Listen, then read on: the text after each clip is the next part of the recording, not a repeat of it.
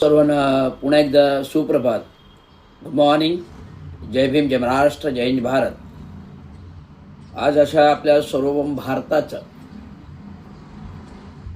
जी क्रांती स्वतंत्रापूर्व लढली गेली, अनेकांचे बलिदान झाले. थोर राष्ट्रपित्यांनी क्रांती केली, अनेकांचे बलिदान झाले. थोडं राष्ट्रपित्यांनी क्रांती केली. महात्मा गांधींनी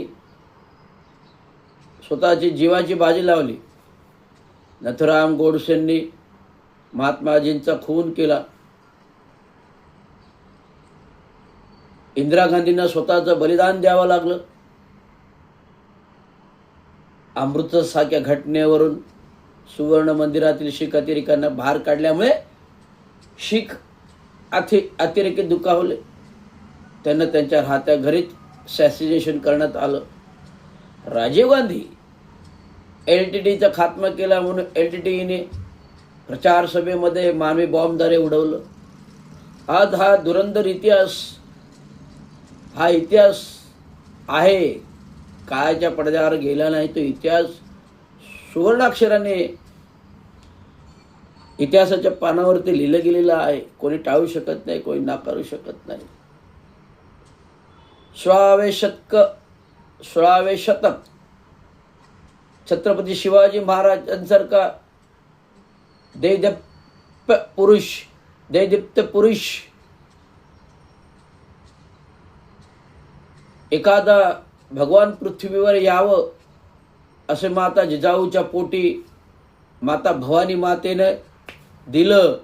त्याच भवानी मातेने एक अजस्त्र तलवारी छत्रपती शिवाजी महाराजांना दिली. ती महाराष्ट्रावरील आलेल्या मुघल साम्राज्याचं नायनाट करण्यासाठी छत्रपतींनी आपली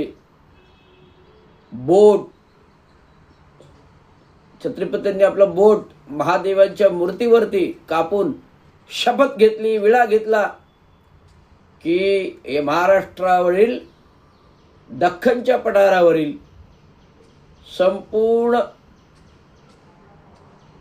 मुघल साम्राज्य जे आलेले आहे,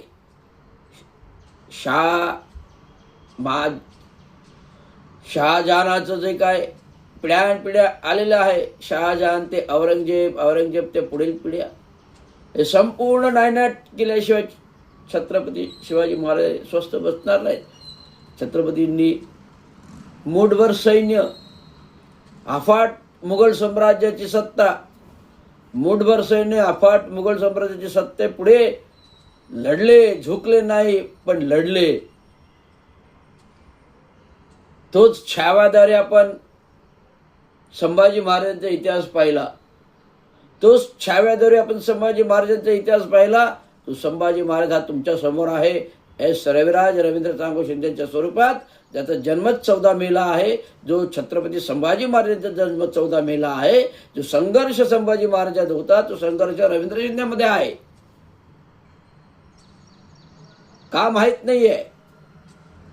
का हा संघर्ष माझ्यामध्ये झालाय की मला माहीत नाही.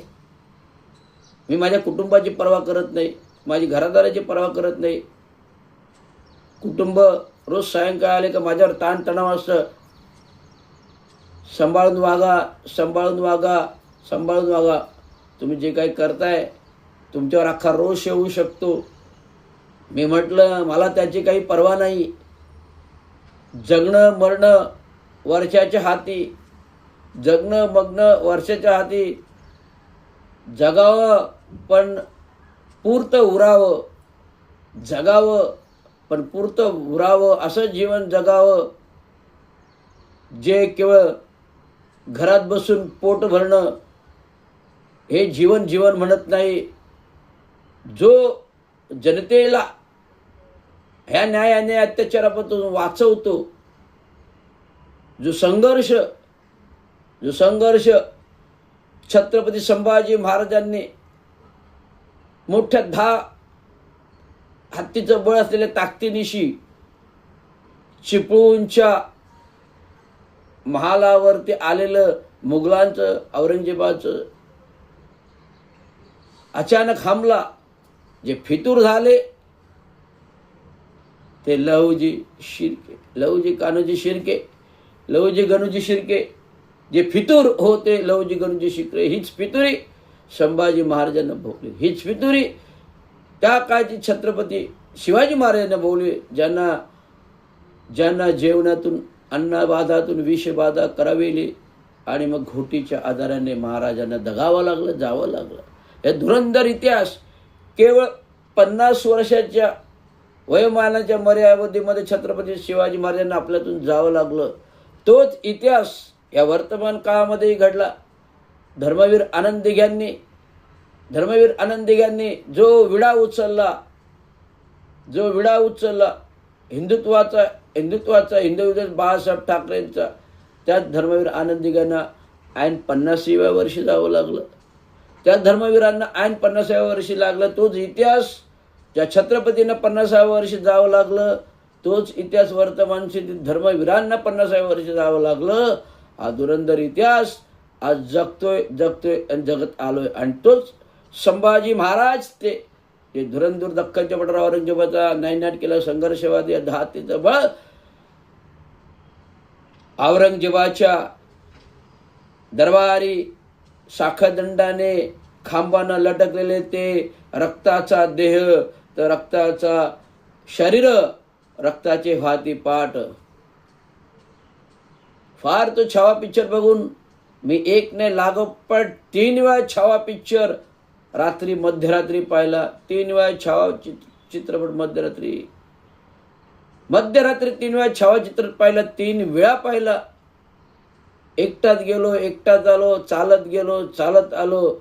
ना कोणाच्या परवा, ना कोणाची मर्यादा, ना कोणाची भीती, ना कोणाची मर्यादा, ना परवा, ना भीती. जो भीती बाळगत नाही त्याला कोणाची भीती नसते आणि कोणी त्याच्या समोर येऊ शकत नाही. हे खरं सत्यवादी विचार आहे. आणि म्हणून मी सांगतो आज पूर्ण मी विडा उचललेला आहे, संविधानाची शपथ घेतलेली आहे. जोपर्यंत त्या भ्रष्ट सरकारला हाणून पाडत नाही तोपर्यंत सर्वेराज रवींद्र चांगोशींचे स्वस्थ बसणार नाही. काल मला महासभा ऐकून दुरंदर रडायला आलं. हे काय चाललेलं आहे? हे संविधान कशासाठी दिले डॉक्टर बाबासाहेब आंबेडकरांनी? खोटे विचार मनी उतरवायचे, खोटे विचार मनवू दिले. एक नगरसेवक बरडे प्रश्न विचारतो की बाबा त्या उद्यान निरीक्षक पदावरती अन्याय झालाय, केदार पाटीलला अनधिकृतपणे प्रमोशन दिलंय. उत्तर काय येत आहे? तर ते केदार पाटील जरी दुय्यम असला परंतु ते गावडे जे होते त्यांच्यावर चौकशी चालू होती म्हणून त्यांना प्रमोशन मिळू शकलं नाही. अरे पण तेव्हा प्रमोशनची चौकशी नव्हतीच. जेव्हा जसवाल साहेबांनी केदार पाटीलला प्रमोशन दिलं ते काय बघून दिलं, काय कॅलिबर बघून दिलं? त्याच्याकडे एक गाजर होतं, लाल लाल भरलेलं टमाट्यासारखं गाजर होतं. ते गाजर जसवालला आवडलं. मी आता कोडवर्डमध्येच बोलतोय. केदार पाटलांकडे एक गाजर होतं, लाल लाल भरलेलं गाजर होतं, टमाटे लाल लाल भरलेलं गाजर होतं. ते गाजर जसवालला आवडलं आणि त्या जसवालनी केदार पाटीलवर स्वतः उदार होऊन केदार पाटीलला दिलेलं हे प्रमोशन आहे. काय सांगायचं अजून लोकांना? काय कोडवर्डमध्ये सांगितल्यावर समजेल का? सगळ्यांनाच माहिती, सगळं काय. नेत्यांना माहिती, नगरसेवकांना माहिती, आमदारांना माहिती, खासदारांना माहिती, मंत्र्यांना माहिती ठाण्यामध्ये काय चाललेलं आहे. पण मांजर डोळे मिटून दूध पिते तरी सगळं काही बघत असते. मांजर डोळे पिऊन दूध पिते, सगळं काही बघत असते. या रवींद्र शिंदेने कुठपर्यंत सहन करायचे असते.